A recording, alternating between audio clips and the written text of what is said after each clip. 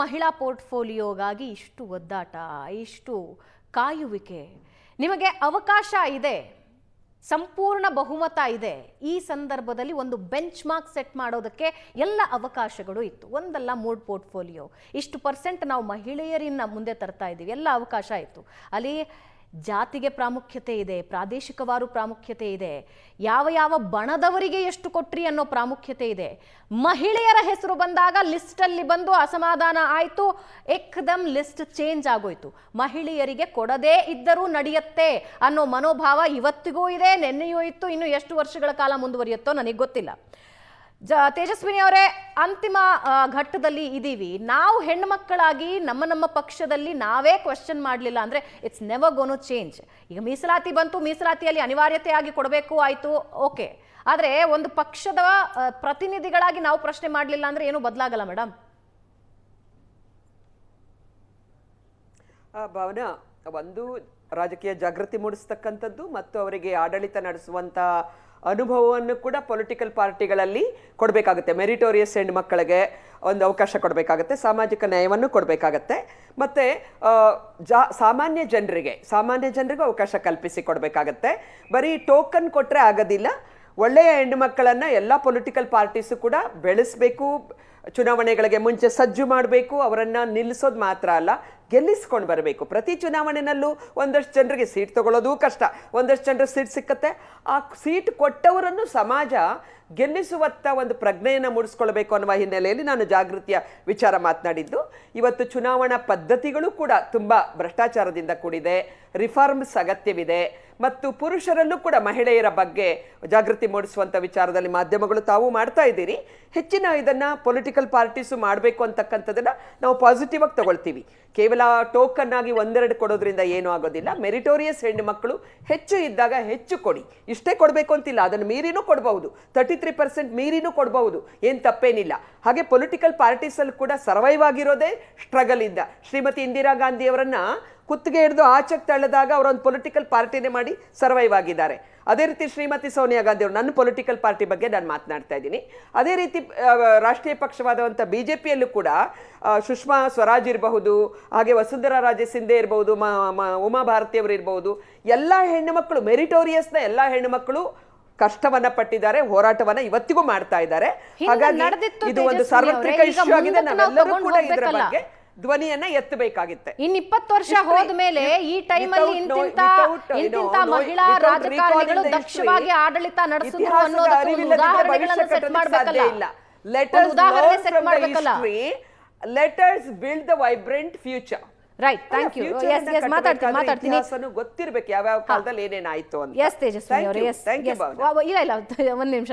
ಬೃಂದಾ ಅಡಿಗ ಅವ್ರು ನಮ್ಮ ಜೊತೆ ಇದ್ದಾರೆ. ಬೃಂದಾ ಅವರೇ, ಫೈನಲಿ ಹೇಳೋದಾದ್ರೆ ನಾವು ಮಾತಾಡ್ತೀವಿ ಮೇಡಮ್, ಇಂದಿರಾ ಗಾಂಧಿ ಅವ್ರ ಬಗ್ಗೆ ಮಾತಾಡ್ತೀವಿ, ಸುಷ್ಮಾ ಸ್ವರಾಜ್ ಅವ್ರ ಬಗ್ಗೆ ಮಾತಾಡ್ತೀವಿ. ತೇಜಸ್ವಿನಿ ಅವರು ಬ್ಯೂಟಿಫುಲಿ ಎಕ್ಸಾಂಪಲ್ಗಳನ್ನ ಕೊಟ್ಟರು. ಹೌದು, ಇವಾಗ ಹಿಂದಕ್ಕೆ ತಿರುಗಿ ನೋಡಿದಾಗ ನಮ್ಮ ಮುಂದೆ ತುಂಬಾ ದೊಡ್ಡ ಉದಾಹರಣೆಗಳಿವೆ.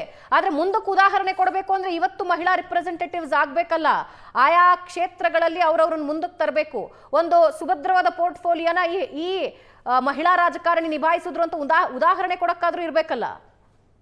ಅಬ್ಸಲ್ಯೂಟ್ಲಿ ಅಂಜಲಿ ಮೇಡಮ್ ಹೇಳಿರೋದು ತರ ಮಹಿಳೆಯರಿಗೆ ನಾವು ಅಧಿಕಾರ ಕೊಟ್ರೆ ಅಲ್ಲಿ ಸುಮಾರು ವಿಷಯಗಳು ಚಲೋ ಆಗುತ್ತೆ. ಆದ್ರೆ ಇವತ್ತು 1/3 ಕೊಡ್ತಾ ಇಲ್ಲ. ಪರವಾಗಿಲ್ಲ, 1/3 ಕೊಡ್ಲಿಕ್ಕೆ ನಿಮ್ನಲ್ಲಿ ದಿಕ್ಕಿಲ್ಲ, ಓಕೆ, ಅಟ್ಲೀಸ್ಟ್ 3 ಸೀಟ್ ಕೊಡ್ರಿ. ಆ 3 ಹೆಣ್ಮಕ್ಳನ್ನ ನೀವು ಮಿನಿಸ್ಟರ್ ಮಾಡ್ರಿ. ಅದು ನಿಮ್ಮ ಕೈನಲ್ಲಿ ಇದೆ ಅಲ್ವಾ? ಅದಕ್ಕೆ ಯಾಕೆ ಕಾಯ್ಬೇಕಾಗಿರುತ್ತೆ?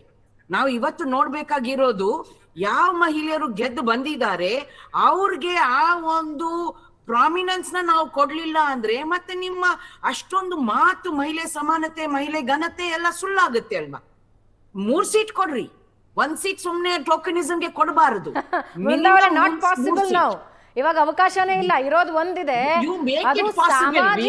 This is politics. Make it possible. ಅದೇಂಗಾಗ್ಬಿಡತ್ತೆ ಮೇಡಮ್, ಅದೇಂಗಾಗ್ಬಿಡತ್ತೆ? ಜಾತಿಯವ್ರು ಸುಮ್ನೆ ಇರ್ತಾರಾ? ಪ್ರಾದೇಶಿಕವಾರು ಸುಮ್ನೆ ಇರ್ತಾರಾ? ಬಣಗಳು ಸುಮ್ನೆ ಇರ್ತಾರಾ? ಅವ್ರನ್ನ ಎದುರಾಕೊಂಡ್ಬಿಡುತ್ತಾ ರಾಜಕೀಯ ಪಕ್ಷಗಳು? ಮಹಿಳೆಯರನ್ನ ಎದುರಾಕೋಬಹುದು. ಅವರಿಂದ ಏನಾದ್ರೂ ಥ್ರೆಟ್ ಇದೆಯಾ? ಅಂಜಲಿ ರಾಮಣ್ಣ ಅವರೇ ಹೇಳಿ.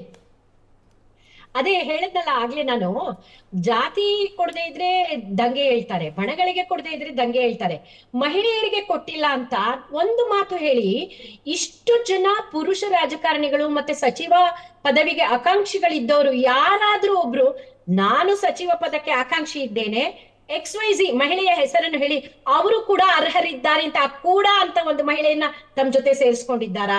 ಇಲ್ಲ. ಎರಡನೇದು, ತೇಜಸ್ವಿನಿ ಅವರು ಹೇಳಿದ್ರು ಮೆರಿಟೋರಿಯಸ್ ಹೆಣ್ಣು ಮಕ್ಕಳನ್ನ ನಾವು ಮೇಲ್ತಿರುವಂತಹ ಕೆಲಸ ಆಗ್ಬೇಕು ಅಂತ. ಮೆರಿಟೋರಿಯಸ್ ಅಂದ್ರೆ ಏನು? ರಾಜಕೀಯವನ್ನು ಕಲಿತುಕೊಳ್ಳುವುದೋ, ಜನರ ಸೇವೆಯನ್ನು ಮಾಡುವುದು ಕಲಿತುಕೊಳ್ಳುವುದೋ, ಅಥವಾ ಸಚಿವ ಸ್ಥಾನ ಪಡೆದುಕೊಳ್ಳಲು ಬೇಕಾದ ರಾಜಕೀಯ ಪಟ್ಟುಗಳನ್ನು ಕಲಿತುಕೊಳ್ಳೋದು, ಅದನ್ನ ನೀವು ಜಾಗೃತಗೊಳಿಸ್ತೀರಾ? ಮಹಿಳೆಯರಿಗೆ ಟ್ರೈನಿಂಗ್ ಕೊಡ್ತೀರಾ? ಎಲ್ಲವೂ ಇನ್ನೊಂದು ನೋಡಿ, ಎಷ್ಟು ಜನ ಸ್ವಾಮೀಜಿಗಳು, ಜಾತಿಯ ಸ್ವಾಮೀಜಿಗಳು ಎಲ್ಲವೂ ಸೇರಿದೆ. Right, ಹಾರ್ಡ್ ವರ್ಕ್ ಎಲ್ಲವೂ ಮಾಡಬೇಕು, ಸೇರಿದೆ ಅಂತಾರೆ ಗವರ್ನಮೆಂಟ್ ನಡೆಸಬೇಕು, ಪಾಲಿಟಿಕ್ಸ್ ಮಾಡಬೇಕು, ಎಲ್ಲವೂ ಸೇರಿದೆ. ಅಂತ ಹಿಂದೆ ನಿಂತಿದ್ದಾರೆ, ಪುರುಷರಿಗೆ ಟಿಕೆಟ್ ಸಿಕ್ಲಿ ಅಂತ ಹಿಂದೆ ನಿಂತಿದ್ದಾರೆ.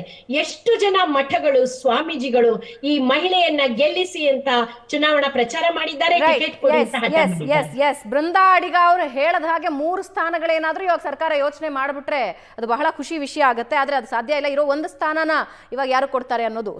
Surabhi, very quick reaction. Last ನಿನ್ನೆ ಇವತ್ತು ಆಗಿರುವಂತಹ ಘಟನೆ ಬಹಳಷ್ಟು ಜನ ಕರ್ನಾಟಕದಲ್ಲಿ ಬೇಸರ ಪಟ್ಟಿರುವಂಥದ್ದು. ಆದರೆ ಈ ಬೇಸರ ಇಲ್ಲಿಗೆ ನಿಲ್ಲಬಾರದು. ಮಹಿಳಾ ಮೀಸಲಾತಿ ಬರ್ತಾ ಇದೆ, ಎಷ್ಟೇ ಆದ್ರೂ ಯಾವಾಗ ಬರುತ್ತೆ ಅಂತ ಪ್ರಶ್ನೆ ಇದೆ. ಇಂತಹ ಸಮಯದಲ್ಲಿ ಇವತ್ತೆಲ್ಲ ಹೇಳಿರುವಂತಹ ಮಹಿಳೆಯರ ಒಂದು ಒಳ್ಳೆ ಮಾತು ಏನು ಅಂದ್ರೆ, ಮಹಿಳೆಯರು ಮುಂದೆ ಬರಬೇಕು. ಮತ್ತೆ ಅಂಜಲಿ ರಾಮಣ್ಣ ಅವ್ರು ಹೇಳ್ದಂಗೆ ಯುವತಿಯರು ಕಾಯ್ತಾ ಇಲ್ಲ, ಹಿಂದೆ ಏನ್ ನಡೆದಿದೆ ಅಂತ ಕಾಯ್ತಾ ಇಲ್ಲ, ಮುಂದೆ ಕೊಡಿ ಅಂತ ಕೇಳ್ತಾ ಇದ್ದಾರೆ. ಹೆಣ್ಣು ಮಕ್ಕಳೇ ಸ್ಟ್ರಾಂಗ್ ಗುರು ಅಂತ ನಾವು ತೋರ್ಸಕ್ ಹೋಗಿರುವಂತದ್ದು ಅವಕಾಶಗಳು ಕೊಡಬೇಕಾಗಿದೆ. ಮತ್ತೆ ಯಾವಾಗ ಮತಕ್ಕೆ ಕೇಳಕ್ ಬರ್ತಾರಲ್ಲ, ಇದು ಒಂದು ಪ್ರಶ್ನೆ ಇರಬೇಕು. ಆವಾಗ ಮಾತ್ರ ಸಮಾಜ ಬದಲಾಗುವಂತದ್ದು. ಎಸ್, ಮುಂದಿನ ರಾಜಕಾರಣದಲ್ಲಿ ಏನಾಗತ್ತೆ, ಯಾರಿಗೆ ಈಗ ಸಚಿವ ಸ್ಥಾನ ಸಿಗುತ್ತೆ ಅನ್ನೋ ಕುತೂಹಲ ಅಂತೂ ಇದೆ. ಆದ್ರೆ ಇಂಥ ಡಿಸ್ಕಷನ್ಸ್ ನಾವು ಯಾವತ್ತೂ ಮಾಡಬಾರ್ದು ಮುಂದಿನ ದಿನಗಳಲ್ಲಿ. ರಾಜಕೀಯದಲ್ಲಿ ಹೆಣ್ಣು ಮಕ್ಕಳಿಗೆ ಅವಕಾಶ ಕೊಟ್ಟಿಲ್ಲ ಅನ್ನೋ ಡಿಸ್ಕಷನ್ ಆಗದೇ ಇರೋ ದಿನ ಬರಲಿ ಅನ್ನೋದು ನನ್ನ ಎಕ್ಸ್ಪೆಕ್ಟೇಷನ್.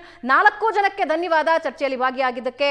ನೇರ ದಿಟ್ಟ ನಿರಂತರ ಸುದ್ದಿಗಾಗಿ ನೋಡ್ತಾ ಇರಿ ಏಷ್ಯಾನೆಟ್ ಸುವರ್ಣ ನ್ಯೂಸ್.